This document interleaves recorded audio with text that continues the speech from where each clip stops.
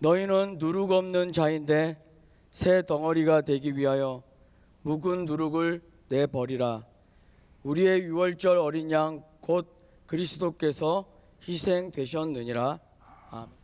우리가 그리스도인으로서 가장 중요한 한 주간을 지금 보내고 있습니다. 예수님께서 십자가에 못 박히시는 이 고난 주간, 또 우리가 부활절을 준비하는 이 귀한 주간을 보내고 있습니다. 기독교인으로서 가장 중요하고 또 위대한 한 주간을 보냅니다. 이 주간에 우리가 꼭 기억해야 될 것은 세 가지 단어에 대해서 우리는 집중해서 기억해야 됩니다. 십자가, 부활, 그리고 교회, 이 세 가지에 대해서 우리가 집중해서 기억을 해야 됩니다.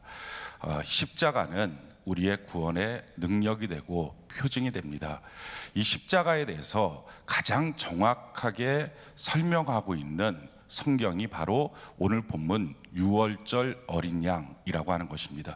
오늘 고린도전서 5장 7절 오늘 본문 말씀이죠. 우리 같이 한번 읽어볼까요? 고린도전서 5장 7절 같이 한 목소리 시작. 너희는 누룩 없는 자인데 새 덩어리가 되기 위하여 묵은 누룩을 내버리라. 우리의 유월절 양 곧 그리스도께서 희생되셨느니라. 자, 예수님의 십자가에 대해서 뭐라고 설명하느냐? 유월절 양이 되셨다라고 설명합니다. 이 유월절 양이라고 하는 것은 우리나라 사람들에게 있어서는 조금 익숙하지 않은 개념인데, 이 말씀을 들었던 유대인들, 이스라엘 백성들에게 있어서는 매우 익숙한 말입니다. 이 유월절 어린 양이라고 하는 것은 그들의 조상이 430년 동안 애굽에서 종사를 했습니다.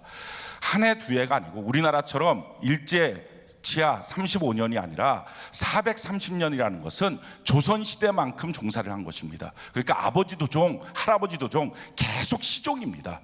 그러니까 이 정도의 시종의 삶을 살았다면 그들은 그 노예 생활에서부터 해방된다, 그 꿈도 없었습니다. 성경을 보면 그 위에 있는 관리자들이 채찍으로 때리고 괴롭게 하니까 그 고통이 너무 심합니다라고 고통을 줄여주세요, 이렇게 하나님께 기도는 해도 이 노예 생활에서부터 벗어나게 해주세요, 이 기도는 할 생각도 못합니다. 그만큼 아예 노예 생활이라고 하는 것이 그들에게 머릿속에 박혀있는 것입니다. 그런데 하나님께서 찾아오셔서 하시는 말씀이 내가 너의 이 노예 생활의 신분을 바꿔주겠다라고 말씀하십니다. 우리는 어떤 고통 가운데 하나님께 기도하면 그 고통의 문제만 해결해 주시는 게 아니라 아예 근본적으로 바꿔주십니다. 할렐루야. 그래서 우리가 다시는 그 고통 가운데 매이지 않게 만들어 주십니다. 바로 그분이 우리의 능력이 하나님이신 거예요. 그 하나님이 오셔서 내가 너를 이 430년 종살이의 신세로부터 바꿔줄 것이다, 꿈 같은 말씀을 하십니다. 그런데 더 놀라운 것은 그 방법은 더 상상할 수 없는 방법입니다. 그 방법이 뭐냐? 어린 양을 잡아서 임방과 문설주에 피를 발라라. 그리고 믿음으로 그 집에 들어가서 하룻밤만 자고 나면 그러면 너의 인생 430년 시종이었던 너의 인생이 완전히 신분이 바뀌어져서 자유인이 된다, 이 말씀이었어요. 그런데 이걸 믿고 임방과 문설주에 어린 양의 피를 바르고 들어갑니다. 그리고 하룻밤을 보냅니다. 그리고 나와보니까 애굽 전체는 완전히 죽음의 천사를 보내서 초상집이 됐고, 이스라엘 백성들은 거기서부터 나와서 이제 자유인이 됐습니다. 일을 해도 주인을 위해서 일하는 게 아니라 하나님을 위해서, 자신을 위해서 그렇게 일할 수 있는 신세로 완전히 바뀌어졌습니다. 그게 바로 어린 양의 피입니다. 할렐루야. 이게 바로 유월절 어린 양의 능력이었습니다. 이거를 이스라엘 백성들은 다 알고 있는 거예요. 그 유월절 어린 양이라고 하는 것은 그 집에 어떤 사람이 살고 있느냐, 이것도 상관없습니다. 그 집에 있는 사람이 얼마나 못된 사람이냐, 이것도 상관없어요. 얼마나 큰 죄가 있느냐, 이것도 상관없어요. 그 사람들이 어떤 종류의 사람들이야, 상관도 없어요. 단지 임방과 문설주에 피만 바르면 되는 거예요. 할렐루야. 그래서 성경이 이렇게 말하죠. 출애굽기 12장 13절 우리 같이 한번 읽어볼까요? 시작. 내가 애굽 땅을 칠 때에 그 피가 너희가 사는 집에 있어서 너희를 위하여 표적이 될지라. 내가 피를 볼 때에 너희를 넘어가리니 재앙이 너희에게 내려 멸하지 아니하리라. 아멘. 다른 것 보지 않겠다는 거예요. 피만 보겠다는 거예요. 그 어린 양의 피만 있으면 내가 넘어갈 것이다. 그 어린 양의 피만 있으면 너희의 신세는 바뀌어지게 된다. 이게 유월절 어린 양입니다. 예수님께서 오늘 아침 9시에 못 박혀서 오후 3시에 죽으셨습니다. 그리고 유대인들의 명절에 따르면 오늘 저녁 6시부터 유월절입니다. 그러니까 유월절 어린 양을 잡는 시간이 바로 그 시간입니다. 예수님께서 십자가 달려 죽으시는 것, 이것은 단지 우연하게 된 게 아니라 하나님이 딱 그 시간과 그때를 맞춰놓은 것입니다. 유월절 어린 양으로 죽으시도록 맞춰놓은 것입니다. 그걸 통해서 우리에게 주시는 말씀이 뭡니까? 유월절 어린 양을 통해서 430년 종살이했던 이스라엘 백성들의 신분이 바뀌어진 것처럼 나의 피로, 할렐루야, 예수의 피로 우리의 죄악된 신분이 바뀌어지게 된다 라고 하나님 말씀하시는 거예요. 그러면서 하시는 말씀이 어린 양의 피로도 430년 종살이의 인생이 바뀌어지는데 하물며 예수의 피가 그 어떤 죄인이라도 그 어떤 저주라도 왜 바꾸지 못하겠느냐라고 말씀합니다. 그러면서 이렇게 말씀하시죠. 히브리서 9장 13절 14절 우리 같이 한번 읽어볼까요? 시작. 염소와 황소의 피와 및 암송아지의 죄를 부정한 자에게 뿌려 그 육체를 정결하게 하여 거룩하게 하거든 하물며 영원하신 성령으로 말미암아 흠없는 자기를 하나님께 드린 그리스도의 피가 어찌 너희 양심을 죽은 행실에서 깨끗하게 하고 살아계신 하나님을 섬기게 하지 못하겠느냐.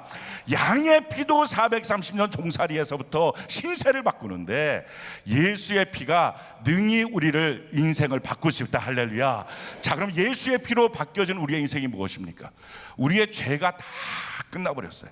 성경이 이렇게 말합니다. 요한일서 1장 7절에 그가 빛 가운데 계신 것 같이 우리도 빛 가운데 행하면 우리가 서로 사귐이 있고 그 아들 예수의 피가 우리를 모든 죄에서 깨끗하게 하실 것이요. 한번 따라해 볼까요? 예수의 피가, 다시 한번요. 예수의 피가 나의 모든 죄를 깨끗하게 하신다. 아멘이십니까? 이 모든 안에 포함되는 게 뭐예요? 내가 과거에 지은 죄, 지금 현재에도 짓고 있는 죄, 또 앞으로 미래도 약해서 짓게 될 죄, 이 모든 죄를 우리 예수님의 피가 씻어주셨다. 할렐루야. 이 죄로부터 다 용서함을 받았다. 깨끗해졌다. 할렐루야. 그래서 우리가 죄로부터 용서함을 받았을 뿐만 아니라 이제는 죄의 법 아래서부터 해방된 것입니다.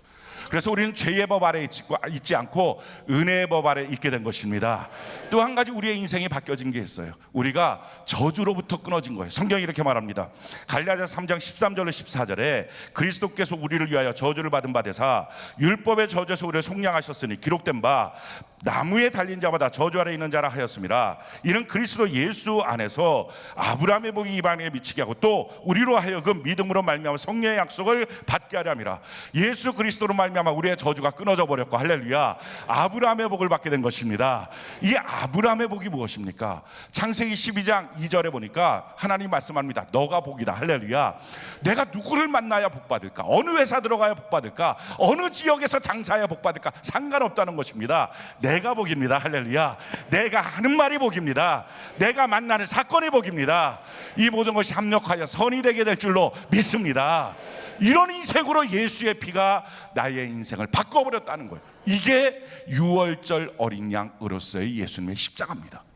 그런데 어떤 사람들은 이게 실감나지 않아서 믿지 못하겠습니다 라고 말합니다. 그런데요, 실감나야 믿는 게 아니고 믿고 행해야 실감납니다. 실감나야 믿는 게 아니고요, 믿고 행해야 실감납니다. 1865년 12월 18일이 무슨 날인지 혹시 아시는 분 계십니까? 1865년 12월 18일. 모르시겠죠? 미국의 수정헌법 13조가 통과된 날입니다. 이걸 뭐 우리나라가 누가 알겠어요? 이거를 한 명도 모르는 게 당연한 거예요. 그런데 이게 왜 중요하냐? 이 수정헌법 13조가 통과하면서 뭘 했느냐? 미국에 있는 노예 제도를 폐지했습니다.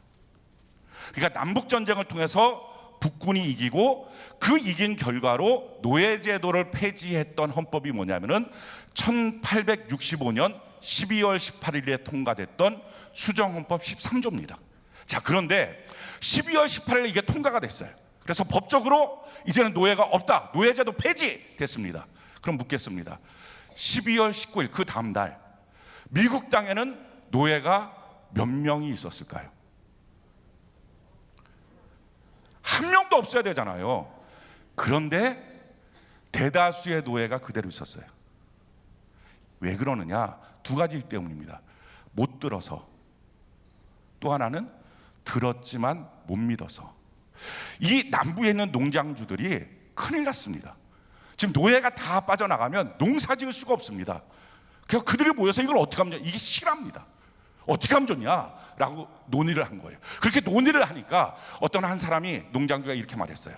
첫째, 듣지 못하게 하자. 이들은 글도 모른다. 그러니까 이 헌법이 통과됐다는 것을 듣지 못하게 하자. 그래도 결국은 들을 건데요. 그러면 믿지 못하게 하자. 그 말은 거짓말이라고 말하자. 수정헌법 통과된 거 너희하고는 상관없어. 거짓말이야. 무슨 노예제도가 폐지돼? 지금 너희가 노예 생활하고 있잖아. 거짓말이야 라고 말하면 사람들은 다 자기의 신세에 따라서, 지금 자기의 현실에 따라서 믿게 되지 법이 바뀌었다고 안 믿는다라는 거예요. 그래서 실질적으로 헌법상 노예제도가 폐지되고 난 후에 10년 가까이 미국 땅에 노예가 그대로 있었어요. 그 사람들이 야, 노예제도 폐지됐어 라고 말한 거예요. 근데 흑인 노예들이 뭐라고 말했냐면, 거짓말 마. 지금 내가 이렇게 노예 생활하고 있는데 뭐가 폐지가 돼? 설사 법으로 그렇게 말했다 해도 나한테는 아무 효용이 없어. 지금 내가 이런데 라고 한 거예요.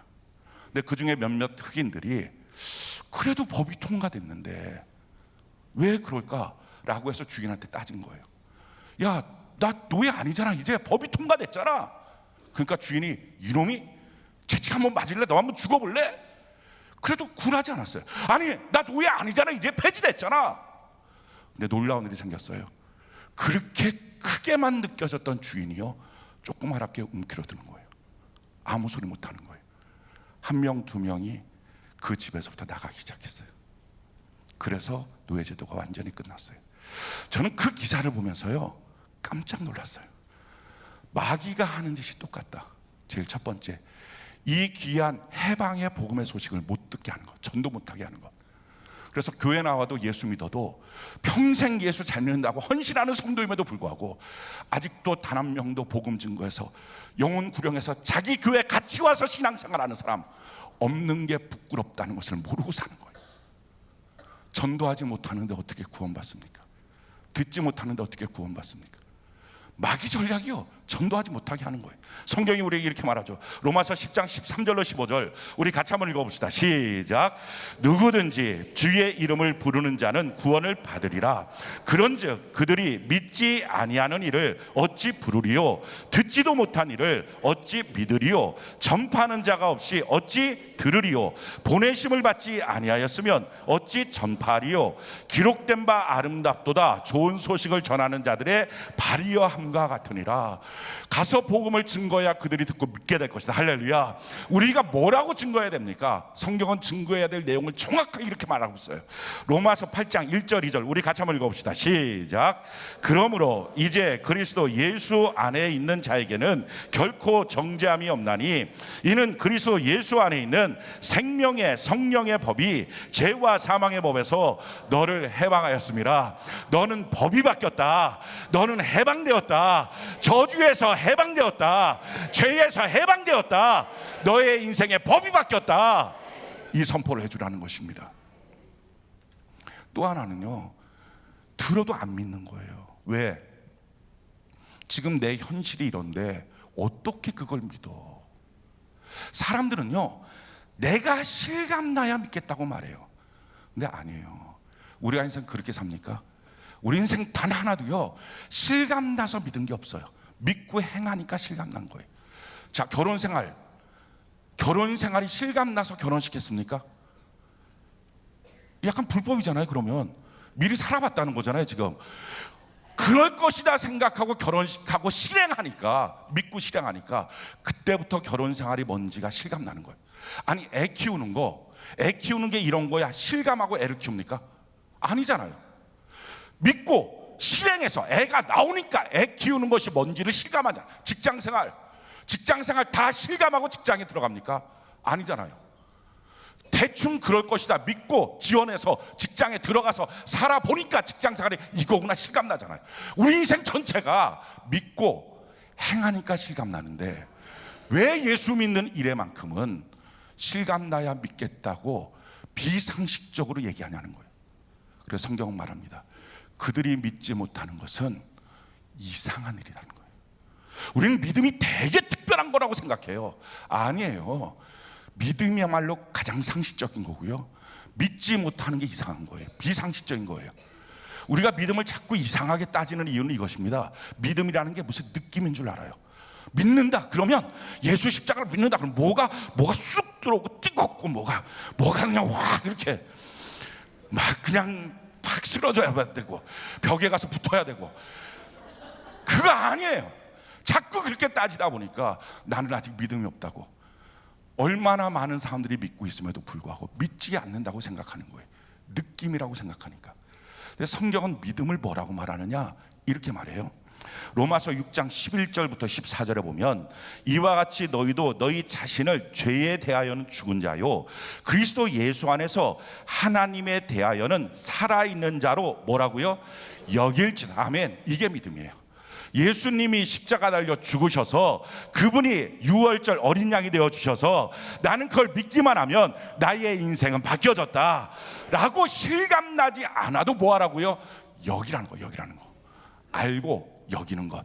흑인 노예들처럼 실감나야 내가 해방되지. 그게 아니고 그러면 10년 동안 법이 바뀌어도 자기 인생이 바뀌어지지 않는데 그냥 실감나지 않아도 여전히 오늘 아침에 채찍 맞아도 그래서 일하지 못한다고 밥을 굶겨도 그 무서운 백인 농장주가 자기를 괴롭혀도 이 법은 바뀌어졌다라고 믿고 여기는 거예요. 그 다음에 뭐 하라고요? 실행하는 거예요. 농장 주인한테 가서 아니잖아요 라고 말하는 것처럼. 그래서 뭐라고 말합니까? 그러므로 너희는 그 다음에 이어서 죄가 너희 죽을 몸을 지배하지 못하게 하여 몸의 사욕에 순종하지 말고 또한 너희 지체를 불의의 무기로 죄에게 내주지 말고 오직 너희 자신을 죽은 자 가운데서 다시 살아난 자 같이 하나님께 드리며 너희 지체를 의의 무기로 하나님께 드리라. 그렇습니다. 이제는 죄가 아니라 의로 내 자신을 드려보라 라는, 실행해보라는 거예요. 물론 실행할 때 잘 안 될 수 있습니다. 그것은 믿음이 없어서 안 되는 게 아닙니다. 내가 아니구나, 안 바뀌었구나, 예수님의 십자가로 나는 안 바뀐 거구나, 그건 남의 얘기고 내 얘기 아니구나, 그래서 내가 순종하지 못하는 게 아닙니다. 왜 내가 순종이 잘 안 될까? 왜 내가 실행이 잘 안 될까? 죄를 끊어버리고 의로 가고, 저주를 끊어버리고 축복으로 가고, 질병을 끊어버리고 강건으로 가야 되는데 여전히 아프기도 하고 여전히 괴롭기도 하고 여전히 죄를 짓고 죄 속에 빠져 있는 이유가 뭘까? 노력해도 안 되고 또 쓰러질까? 그거는 믿음이 없거나 아니면 하나님의 은혜가 내게 임하지 않아서가 아니라 익숙하지 않은 거예요. 익숙하지 않은 거. 내 몸을 들여서 의로운 일로 쓰는 것보다 죄로 쓰는 것이 훨씬 익숙해서 의로운 걸로 쓰려고 하는 게 잘 안 맞는 거예요. 그래서 자꾸 실패하는 거예요. 그럴 때 어떻게 하면 됩니까? 계속 하면 돼요. 중간에 아닌가 보다 이렇게 할 시간도 없어요. 그냥 계속 하면 돼요. 어린아이가 있어요. 배밀이를 해요. 그러다 어느 정도 지나고 나면 뭘 붙잡고 일어나요. 다 해보신 거예요, 여러분들이. 제가 뭐 대단하게 지금 신기한 거 말하는 게 애 키운 얘기하는 거야, 애 키운 얘기요. 다 해보신 거죠. 오래돼서 잘 모르실 것 같긴 하지만 이걸 배밀이를 해요. 저희 교회는요, 제가 나이가 제일 많아요. 다 40대 30대예요 그래서 이 배밀이 한다 그러면 사람들이 다 끄덕끄덕해요. 다 배가 이렇게 그득이 나와 있기 때문에 맞아, 한두 명 데리고 있어서. 근데 지금 제가 봤을 때는 역시 아버님 형님 교회이기 때문에 오래된 사건인 것 같은 느낌은 들어요. 하지만 다 기억하잖아요. 배밀이에요. 그러다가 어떻게 해요? 뭘 자꾸 일어나요. 일어나서 걸음마해요. 그러면 걸음마 여기까지 이렇게 박수 쳐줘요. 그럼 애가 아버지 알겠습니다 이렇게 걸어오는 애가 누가 있어요? 한두 걸음마다 푹 쓰러지고 한두 걸음마다 푹 쓰러지고. 그럴 때 엄마가 얘는 장애인가 보다. 한 명도 없어요 그런 부모. 원래 그래 라고 말해요. 또 하면 돼 라고 말해요. 사랑하는 성도 여러분, 순종이 안 되는 거 한번 따라해 봅시다. 자기 가슴을 이렇게 위로하듯 치면서 원래 그래. 자, 기도가 잘 안 되는 것 뭐라고요? 원래 그래. 익숙하지 않아서, 내가 믿음이 없거나 하나님의 은혜가 내게 임하지 않았기 때문이 아니고요. 그래서 오늘 뭔가 하다가 잘 안 되거들랑 난 아닌가 보다 하지 마시고 원래 그래. 그 다음에 뭘 해야 돼요? 계속하면 돼요. 계속 익숙해질 때까지 계속하면 돼요. 몇 천 번 넘어지지만 결국 걷잖아요. 그게 저와 여러분들이잖아요. 믿음의 길도 마찬가지예요. 사랑하는 성도 여러분, 이렇게 믿음의 길을 걸어가게 되면 성경이 뭐라고 말해요? 14절에 죄가 너희를 주장하지 못하리니 이는 너희가 법 아래 있지 않고 은혜 아래 있음이라. 할렐루야. 우리가 법 아래 있지 않고 은혜 아래 있다는 것을 뭐 한다고요? 실감하게 된다. 할렐루야. 실감해야 믿는 게 아니라, 우리 인생살이 이렇게 안 삽니다. 근데 왜 신앙생활만큼 이렇게 합니까? 성경은 이것이 마귀에게 미혹당해서라고 말해요. 마귀에게 미혹당하지 마십시오. 농장주, 나쁜 농장주가 흑인 노예를 얽어매려고 하는 것처럼 거기에 묶여있지 마십시오. 내 신세가 이러니까 아니야, 말씀이 저래도 성경이 저래도 나하고는 상관없어. 아니요, 내 신세 때문에 믿는 게 아니고요, 하나님의 말씀을 믿는 거예요. 하나님의 말씀을 믿고 주장하고 실천하다 보니까 그렇군요, 내 인생의 법이 바뀌었습니다.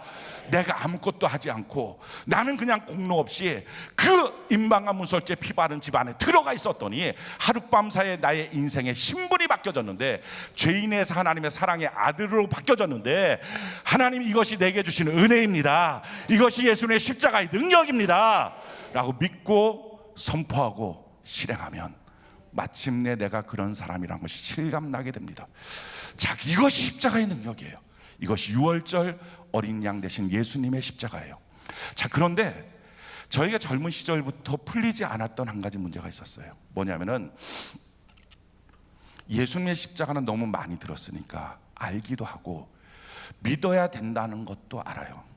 근데 한 가지 걸리는 게 있어요. 뭐냐면은 예수님의 십자가는 2000년 전의 사건이고 지금부터 팔레스틴 땅이고 나는 대한민국인데 어떻게 예수님의 십자가가 지금 내게 효염이 될까? 이게 명확하지가 않았어요. 이게 풀리지가 않았어요. 그 십자가로 그렇게 죽으시고 그 십자가로 그렇게 고난받고 그것이 능력이 있다. 아멘. 그런데 문제는 2000년의 시간이 흘렀는데 나는 유대인도 아닌데 왜 내게 그것이 효염이 될까? 차라리 유대인이라면 의미가 있어요. 내 공로를 내 자식이 받는 것 이해될 수 있습니다. 내 공로를 내 아내가 받는 것 이해될 수 있습니다. 근데 나는 아무 상관도 없어요. 아니, 시기적으로도 같은 시기라면 인정될 수 있지만 2000년이 흘렀어요. 지금 대한민국에 살아요. 왜 내게 그 십자가가 능력일까? 여기에 대한 성경의 답이요, 그게 부활이에요. 부활이 뭡니까? 죽었다가 살아나서 영원히 죽지 않는다는 거예요. 세상에 있는 모든 사람들은 죽으면 끝이에요. 심판받고 지옥 아니면 천국 가요. 석가도 그래서 죽은 묘가 있고요, 공자도 죽은 묘가 있어요. 근데 놀라운 것은 예수님만은 죽으셨다가 3일 만에 부활하셨어요. 그 무덤은 빈 무덤이에요. 그것을 증거하는 증인들이 그 당시에 500명도 넘어요. 이것은 역사적인 사실이에요. 뭐 증명하고 믿고 따질 것도 없이 역사적인 사실이에요. 자, 죽었다가 다시 살아나서 영원히 죽지 않는다면 그분이 누굽니까? 그분이 바로 하나님이에요. 그래서 성경은 우리에게 이렇게 말합니다. 로마서 1장 4절 우리 같이 한번 읽어봅시다. 시작. 성결의 영으로는 죽은 자들 가운데서 부활하사 능력으로 하나님의 아들로 선포되셨으니 곧 우리 주 예수 그리스도니라. 그가 죽은 자에서 부활해서 하나님의 아들로 선포되셨다. 그가 하나님의 아들, 하나님이라면 예수님이 십자가에서 흘리신 피는 하나님의 피예요. 하나님의 피, 신의 피라면 그 피가 어떻게 시대 안에 제한받겠어요? 시대를 초월하고 장소를 초월하고 인종을 초월하고 내가 어떤 큰 죄가 있어도 그 피는 내게 능력이 됩니다. 할렐루야. 구원의 표징이 됩니다. 왜? 사람의 피가 아니라 하나님의 피이기 때문에. 그래서 성경이 우리에게 이렇게 말합니다. 사도행전 17장 31절 우리 같이 한번 읽어봅시다. 시작. 이는 정하신 사람으로 하여금 천하를 공의로 심판할 날을 작정하시고 이에 그를 죽은 자 가운데서 다시 살리신 것으로 모든 사람에게 믿을 만한 증거를 주셨습니다. 죽은 자 가운데서 살리심으로, 부활하심으로 모든 사람이 믿을 수 있게 하셨다. 이 모든 안에 지금 2000년의 세월이 흐르고 대한민국에 있는 저와 여러분들이 포함되는 줄로 믿습니다. 우리가 십자가의 능력을 믿게 되는 것은 그 피는 하나님의 피이기 때문에, 할렐루야. 신의 피는 지금도 내게 시공을 초월하여 능력이 될 수 있다. 그런데 저에게 마지막 질문이 있었어요. 이스라엘 백성들은 그 피를 임방과 문설주에 바르고 그 집에 들어가 있으면 산다. 그 피의 효염을 받는다. 근데 지금 우리는 뭘 어떻게 해야 되느냐? 과연 예수의 피를, 그 하나님의 피를 내가 과연 어떻게 받아서 내 것으로 만들 수 있겠느냐? 이게 명확하지가 않은 거예요. 내 여기에 대한 성경의 아주 명확한 답, 이게 교회입니다. 교회가 뭡니까? 성경이 우리에게 이렇게 말합니다. 사도행전 20장 28절, 우리 같이 한번 한 목소리 한번 읽어봅시다. 시작. 여러분은 자기를 위하여 또는 온 양떼를 위하여 삼가라. 성령이 그들 가운데서 여러분을 감독자로 삼고 하나님이 자기 피로 사신 교회를 보살피게 하셨. 자, 교회가 뭐라고요? 하나님이 자기 피로 사신 교회. 할렐루야. 예수님께서 그 하나님이 온 피를 다 흘려서 모아서 산 것, 그게 교회예요. 교회는 대충 사람들끼리 모여서 예배하는 게 아니라 이 교회는요, 그 하나님의 피 전체를 모아서 산 게, 그게 교회예요. 그 피가 지금 이 교회 안에 강같이 흐르고 있어요. 할렐루야. 그래서 우리는 교회 안에 예수님 내 구주, 예수님 내 주님이라고 고백하고 내 교회 안에 딱 뿌리 내리고 있으면 예수의 피의 공급이 있기 시작해. 할렐루야. 그 십자가의 능력이 공급되기 시작해요. 그래서 교회 생활보다 더 중요한 건 없어요. 예수 믿는다고 하면서 교회 생활 실패하면 신앙생활 다 실패한 거예요. 어떤 사람은 내가 예수님은 믿지만 교회는 싫어. 아니요, 당신은 교회를 모르고 있어요. 교회가 뭐냐? 내가 그냥 다니는 교회, 집 가까운 교회 가서 예배 잠깐 드리는 것, 그게 아니라 예수의 모든 피를 쏟아서 만들어진 것, 그게 교회고, 우리는 그 교회 안에 들어가 있을 때, 할렐루야, 그 교회 안에 뿌리 내리기 시작할 때 예수의 피가 나의 피가 되는 것이고, 예수의 십자가 나의 능력이 되는 것이고, 예수의 부활이 나의 능력이 되는 것입니다. 그러기에 신앙생활 곧 교회 생활이에요. 이것은 교회 안에만 살라는 말이 아니라 교회 중심의 교회에 뿌리 내리는 신앙생활이야말로 그게 성경이 말하고 있는 신앙생활이라는 거예요. 그렇다면 교회 생활을 어떻게 할까요? 이 고난주간을 맞이하면서 또 부활절을 준비하면서 과연 우리는 성경이 말하는 교회 생활, 제대로 된 신앙생활이 뭘까요? 거기에 대한 답이 갈라디아서 2장 20절입니다. 우리 같이 한번 힘있게 한번 읽어봅시다. 갈라디아서 2장 20절 같이 한 목소리 시작. 내가 그리스도와 함께 십자가에 못 박혔나니 그런즉 이제는 내가 사는 것이 아니요 오직 내 안에 그리스도께서 사시는 것이라. 이제 내가 육체 가운데 사는 것은 나를 사랑하사 나를 위하여 자기 자신을 버리신 하나님의 아들을 믿는 믿음 안에서 사는 것이라. 아멘. 나의 옛사람은 예수와 함께 죽은 것입니다. 이스라엘 백성들이 그 밤에 들어가서 임방과 문설주에 피 바른 그 6월절에 그 밤에 들어가서 하룻밤을 지내고 나왔더니 신분이 바뀌었어요. 노예되었던 자기의 옛날의 옛사람은 죽어버린 거예요. 주인한테 채찍 맞았던 자기의 인생은 죽어버린 거예요. 그건 이미 옛사람이 된 거예요. 지금 자기의 모습이 아니에요. 마찬가지예요. 내가 죄로부터 묶여있던 나의 옛사람은 죽은 거예요. 예수님 6월절 어린 양이 되신 그 예수님의 피로 말미암아 나의 저주스러운 옛사람은 죽어버린 거예요. 분노하던 옛사람은 죽어버린 거예요. 이것을 믿는 거예요. 그래서 교회 생활 잘하는 게 뭡니까? 나 원래 그래, 그 말하지 않는 거예요. 너 왜 이렇게 성질 내니? 나 원래 그래. 아니, 원래 그러는 너의 옛사람은 죽었어. 너 왜 이렇게 거짓말하니? 너 이렇게 불성실하니? 나 원래 그래. 아니 원래 그렇다는 옛사람은 예수의 십자가와 함께 죽었다는 거예요. 이것을 믿는 것입니다. 믿고 실천하다 보면 그런 사람과 나는 달라졌구나 하는 것을 실감하게 됩니다. 자, 그 다음에요, 예수를 믿는 믿음으로 이제 살아야 됩니다. 예수를 믿는 믿음으로 사는 삶이 뭘까? 마가복음 11장에 보면 예수님께서 예루살렘을 향해 가시다가 그 한 3km 정도 남겨놓고 벳박의 베다니 마을쯤에 서서 저 건너편에서 나귀 새끼 한 마리 끌고 와라. 제자 둘을 보냅니다. 그러면서 말씀합니다. 혹시 주인이 와서 이거 왜 끌고 가냐 물어보거든 주가 쓰시겠다 하라 하고 보냅니다. 이게 우리가 성경에 나와 있는 말이니까 그런가 보다 하지만 사실 이게 굉장히 따르기 힘든, 순종하기 힘든 명령입니다. 한마디로 뭐 하는 거예요? 남의 물건 들고 오라는 거예요 지금. 우리가 이게 굉장히 고상하게 보지만 사실은 갖고서 도둑질해 갖고 와라 이겁니다. 혹시 들키거든 주가 쓰시겠다 하라 이 말하고 그냥 들고 와라 이 얘기예요 지금. 근데 이 말을 아니 주님 도둑질 하라고요 저보고? 따지지 않아요. 그냥 가요. 갖고 나귀 새끼를 풀어요. 그때 주인이 영락없이 와서 물어보는 거예요. 그거 어디에 쓰시겠습니까?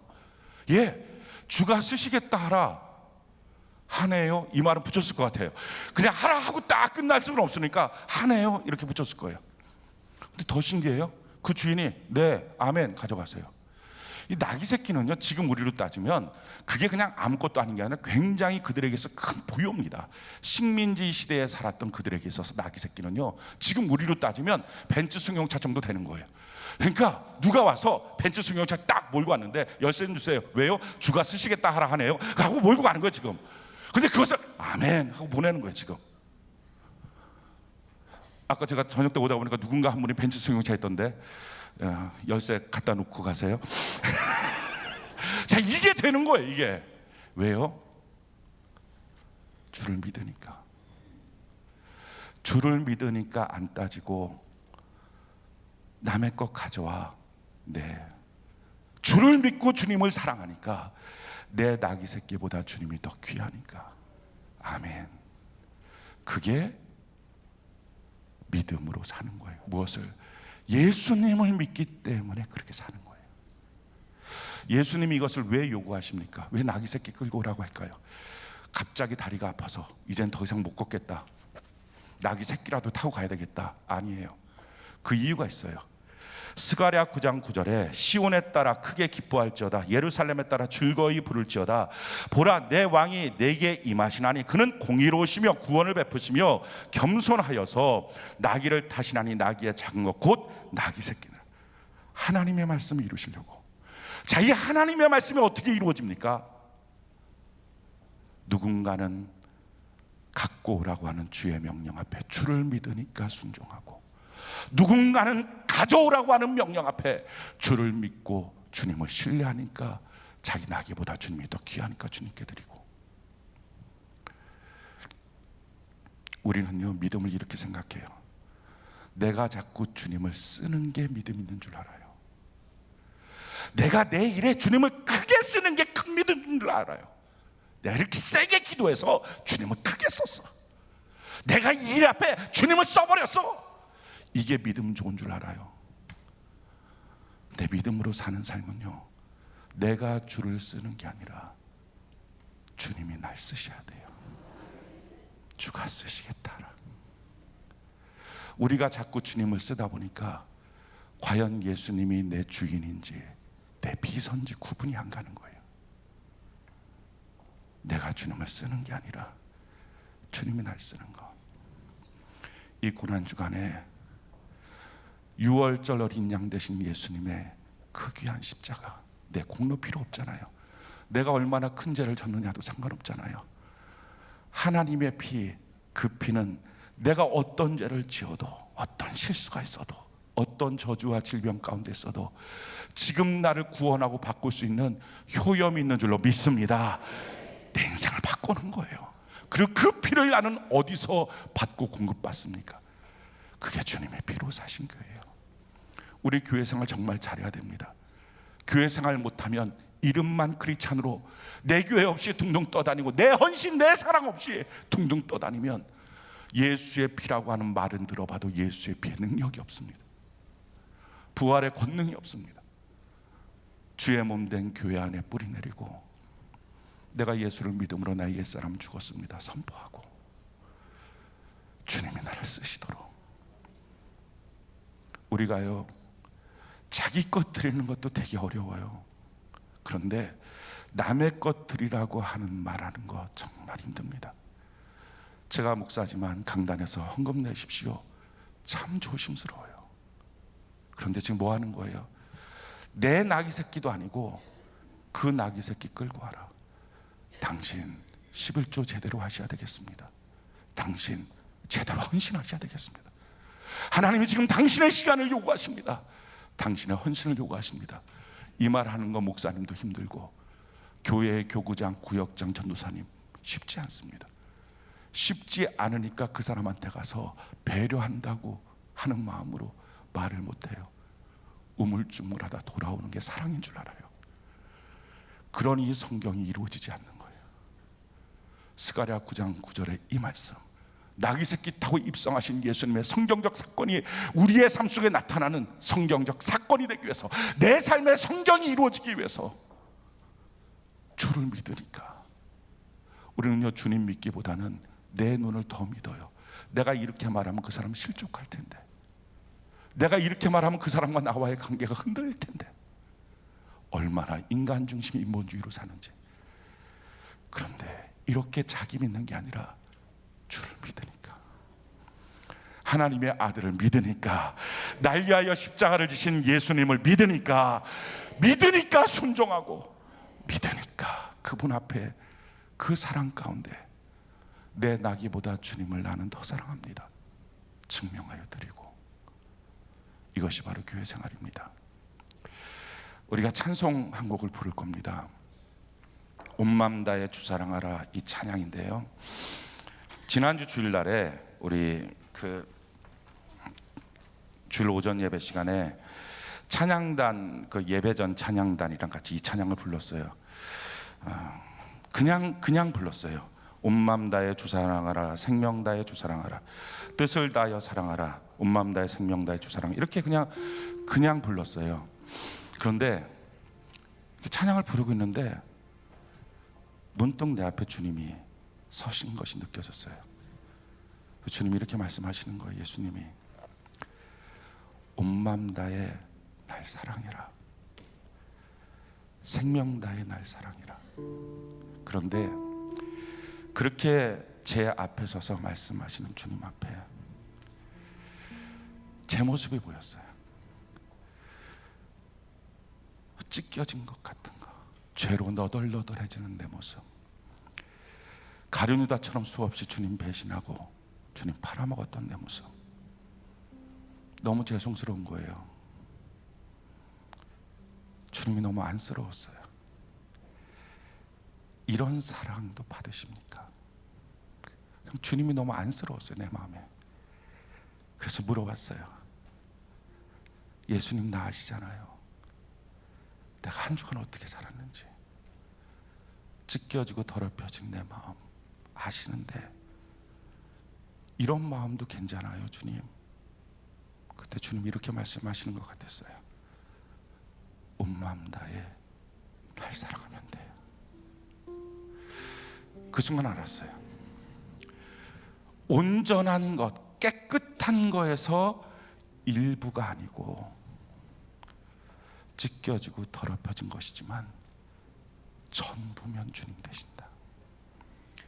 그 전부 드리려고 하는 그 안간힘 앞에 주님 받으시더라. 그래서 고백했어요. 사랑해요 존귀하신 주, 사랑해요 되게 큰 일을 행하셨네. 그리고 막 울었어요.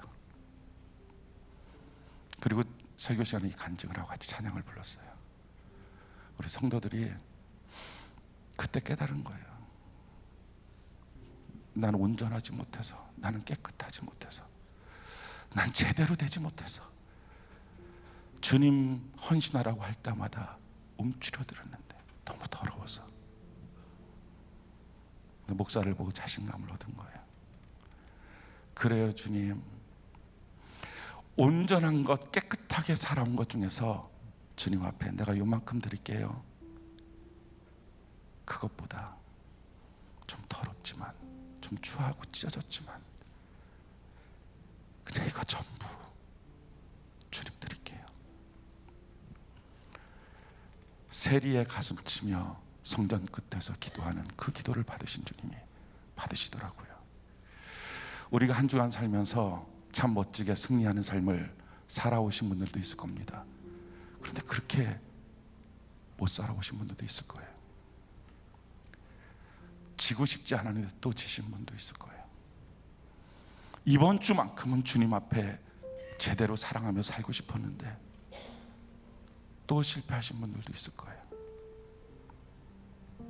괜찮아요. 오늘 저는 이 찬양 부르면서 지난주 제 앞에 서셨던 주님이 오늘 여러분들 앞에 서시길 바랍니다.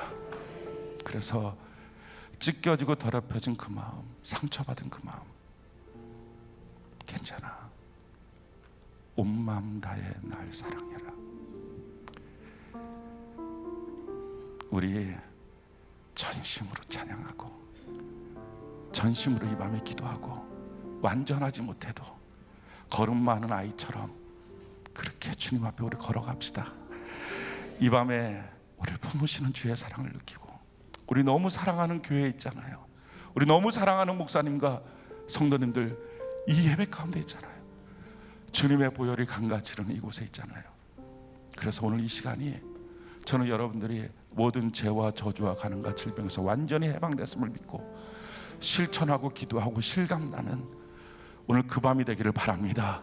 이 밤이 지나고 나서 나의 신분이 바뀌었음이 확인되는 우리 귀한 고난주간이 되는 은혜가 있기를 바랍니다.